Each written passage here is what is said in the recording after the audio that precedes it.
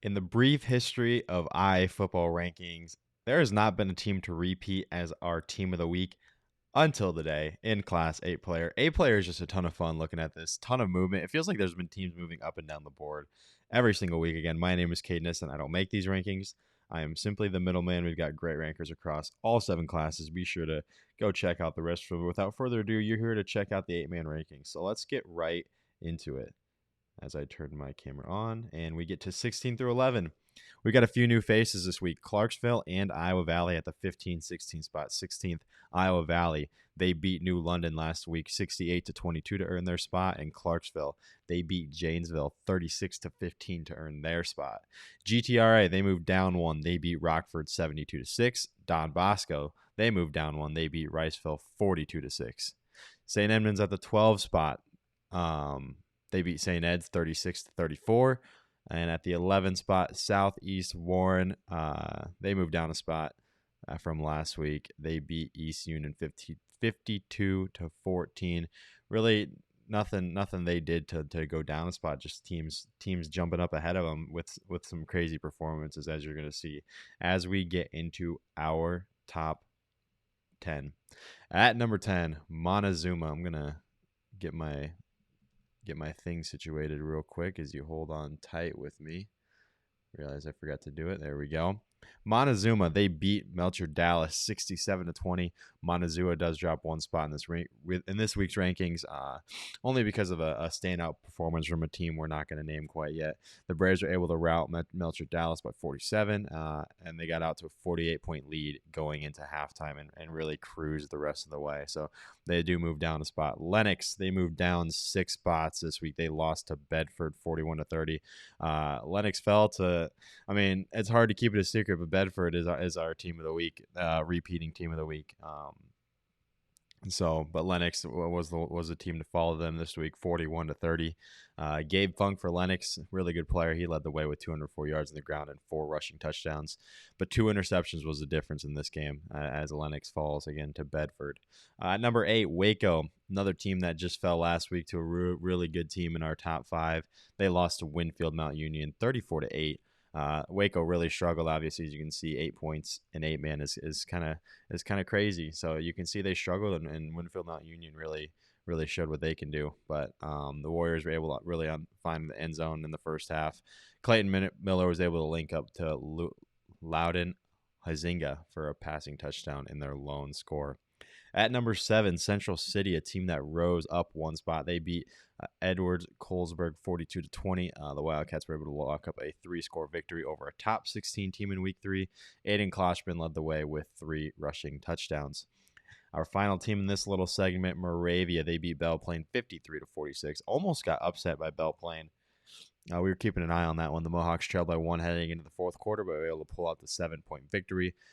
4 passing touchdowns for one of the more fun players in this class, and Shane Helmick, Wyatt Throckmorton, and Jackson McDaniel both collected 2 touchdown catches as Moravia, they move up one spot. But without further ado, let's get into our top 5. And as you can see, the Bedford Bulldogs, I think this is the biggest jump of any team amongst all classes this year. 9 spots Bedford jumped up.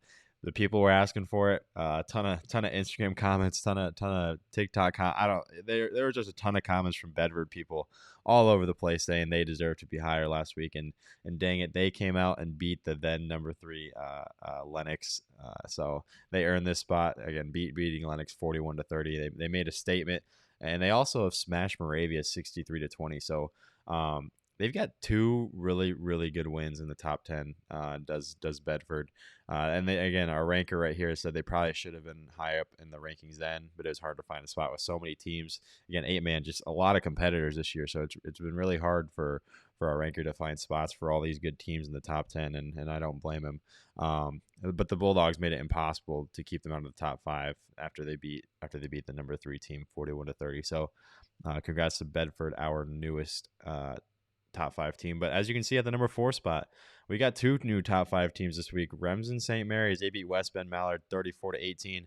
And I mean, we knew little to nothing about the defending champs, but I mean, quietly they've worked their way into the top 5. Their offense might not be as high scoring as this year, as they've not gone over 48 points in any of their 3 games yet, but their defense has been tough, and they're just winning games, and that's hard to keep out of the rankings is teams that just continue to win. And speaking of teams that continue to win, the Cougars, and they've been dominant. They beat East Mills 76-14. They haven't allowed more than 2 touchdowns in any of their 3 games, and the combined score of all their games thus far, 200-38.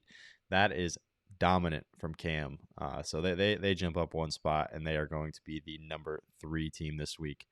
And at number 2, Winfield Mount Union. They won the battle of top 5 teams. There's Winfield Mount Union and Waco last week, as Winfield Mount Union won that thing 34-8. Really low scoring game for a 8-player contest, but I think that just proves how competitive it was back and forth. Just teams battling out, and Cam Buffington, the star for Winfield Mount Union, the Iowa commit, led the way with 3 rushing touchdowns.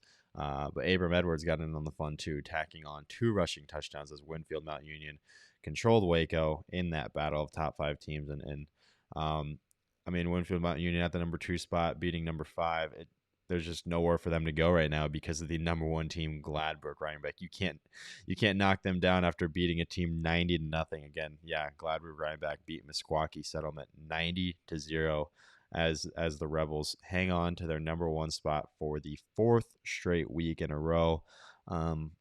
Not many classes, just a few classes have seen the number 1 team stay there this far. So Gladbrook Rhinebeck proving that they are one of the elite in this class. So, but yeah, that's all we got this week for Class 8 player. I advise you to go ahead and check out the other rankings and check us out on IF Football. We're posting tons of content, and yeah, I appreciate you guys for tuning in. We'll catch you guys next week for the 8-player rankings.